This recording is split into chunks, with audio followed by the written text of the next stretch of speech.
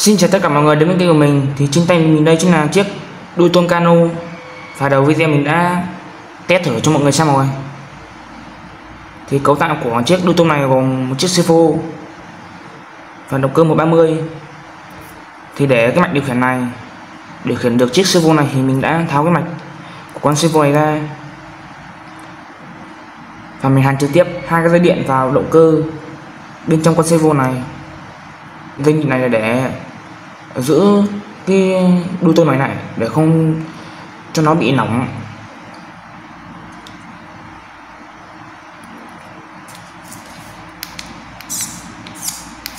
Đấy. Còn nếu như muốn đi thẳng thì mình sẽ bấm nhích từ từ.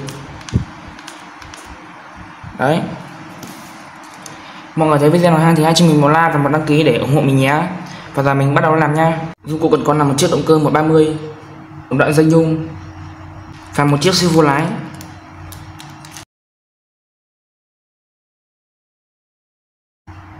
Thì con servo này bên trong có một cái mạch điện.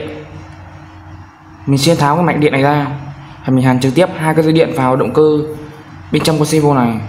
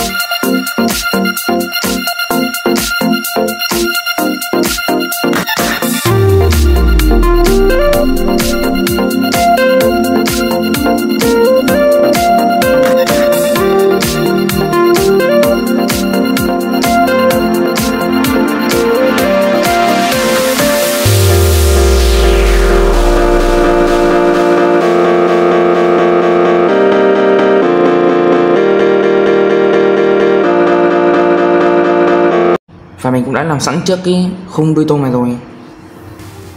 Mình không quay cách làm là vì có nhiều người hướng dẫn cách làm trên mạng rồi. Mọi người có thể tìm trên mạng sẽ ra. Và giờ mình sẽ gắn cái động cơ này vào.